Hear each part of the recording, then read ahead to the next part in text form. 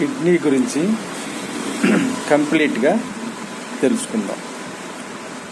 Kidney అనేది మనకి ఎన్నెముకి రెండు పక్కల కుడి పక్కన ఒకటి ఉంటుంది, ఎడం పక్కన ఒకటి ఉంటుంది. అయితే కుడి పక్కన ఉన్న కిడ్నీ కొంచెం చిన్నదిగా ఉంటుంది, ఎడం పక్కన ఉన్న కిడ్నీ కొంచెం పెద్దదిగా ఉంటుంది.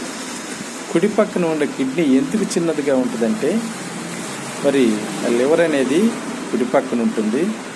ఆ లివరు ఆ ప్లేస్ని కొంచెం ఆక్రమించడం వల్ల మరి కుడి పక్క కిడ్నీ కొంచెం చిన్నదిగా ఉంటుంది, ఎడం పక్కన కిడ్నీ కొంచెం పెద్దదిగా ఉంటుంది. అయితే ఇది ఏ ఆకారంలో ఉంటుంది తెలుసుకుందాం. ఇది బీన్స్ ఆకారంలో, అంటే చిక్కుడు గింజల ఆకారంలో, బీన్స్ ఆకారంలో మన పిడికడంత ఉంటుందన్నమాట. మరి డార్క్ రెడ్డిష్ కలర్లో ఉంటుంది. అయితే మనకి ఎన్నెముకి రెండు పక్కలు ఉంటాయని మనం తెలుసుకున్నాం కాబట్టి మరి ఇది రోజుకి 180 లీటర్ల రక్తాన్ని మరి ఫిల్టర్ చేస్తుంది. ఇది రోజుకి ఎంత ఫిల్టర్ చేస్తుంది? 180 లీటర్ల రక్తాన్ని ఫిల్టర్ చేస్తుంది.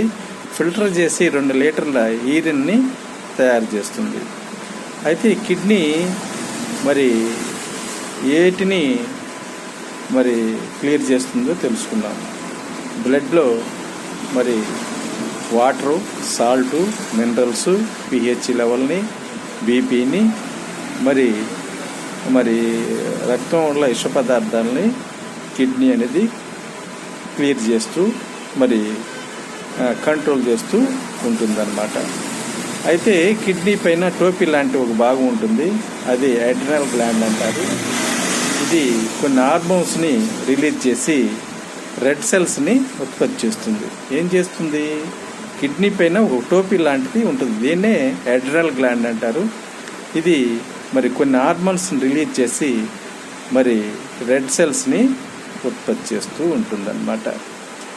అయితే కిడ్నీకి మరి గుండె నుంచి కిడ్నీకి 3 ట్యూబ్స్ ఉంటాయి.